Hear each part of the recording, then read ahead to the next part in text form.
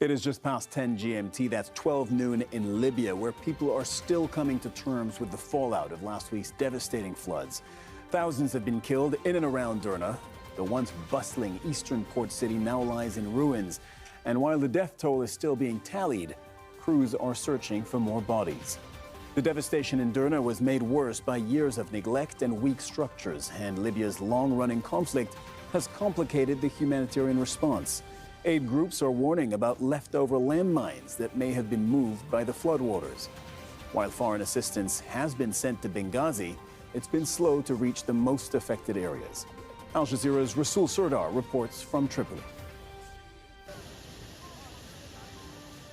As the scale of destruction in Derna becomes clear, bodies are still being found in the mud. Flood-ravaged Derna is the epicenter of the disaster, caused by a powerful storm that burst 2 dams nearly a week ago. It swept multi-story buildings into the sea with sleeping families inside. But it wasn't just Derna. People were also washed away by torrents in Susa, another coastal town. The aftermath is devastating in the towns of Al-Bayda, Al-Marj, and several others in eastern Libya.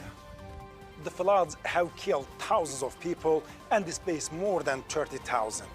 The frantic rescue efforts are still on the way, but for those who survived, there is now a risk of another disaster.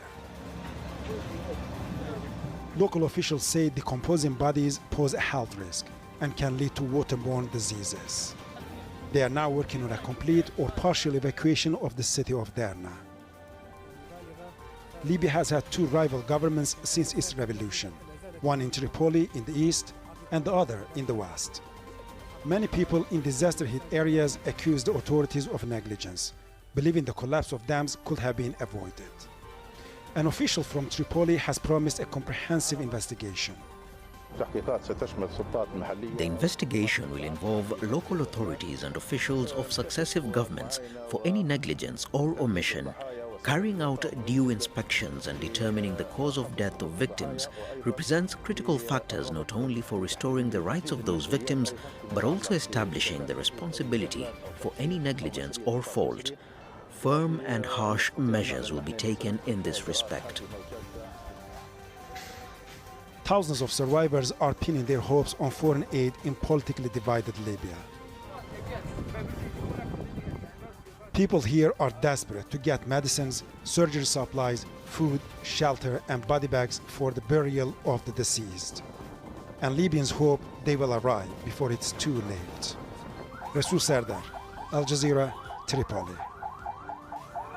Our correspondent Malik Traina is joining us live from Tripoli now. Malik, 1 week after the floods, what's it like in eastern Libya, specifically in Derna, and how are the survivors doing?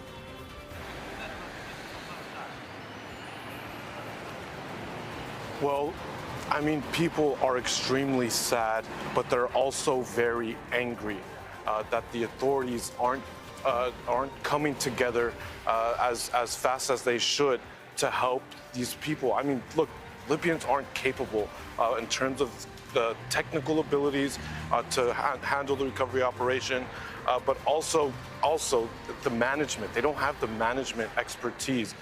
So, you know, this is a catastrophe in epic proportions. The Libyans can't handle the management of it, and people are trying to pick up the pieces. I spoke to a member of the ambulance and emergency services, and he says that just from the sea, in the last 2 days, they've recovered 400 bodies. I spoke to a diver squad, Ali Boufaris from Misrata. He's a diver. He just showed up to help.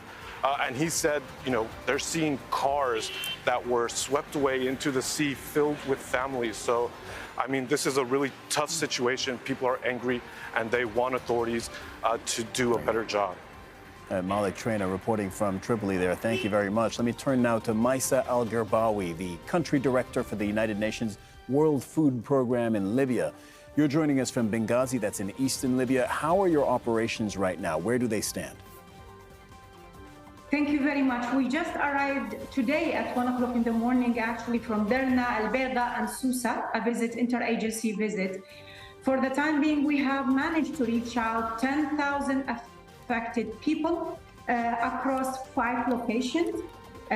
We started with the IDPs in Benghazi, and then we moved to the IDPs or the most affected population in Derna, and then Taknis, Charuba, and finally Susa. And as we speak, we have distribution ongoing in Susa. Plus also we are targeting, as we speak, 5 other locations that has been heavily impacted by the Hurricane Daniel.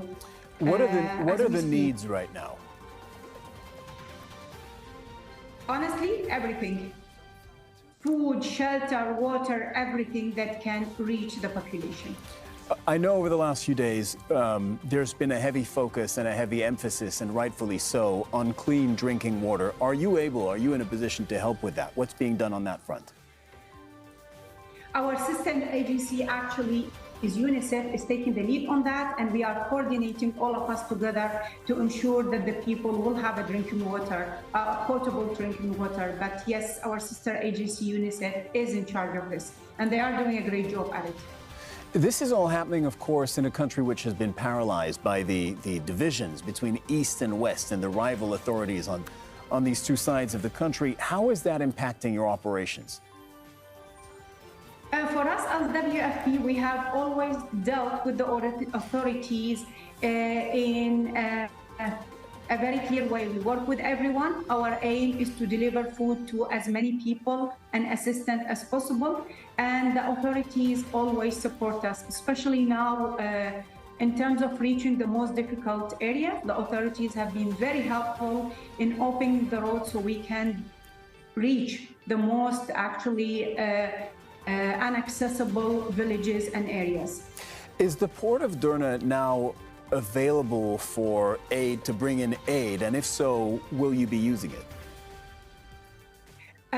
Currently, we are utilizing a pre-positioned food, which was supposed to go actually to the south of Libya, because we were exiting out of emergency in Libya.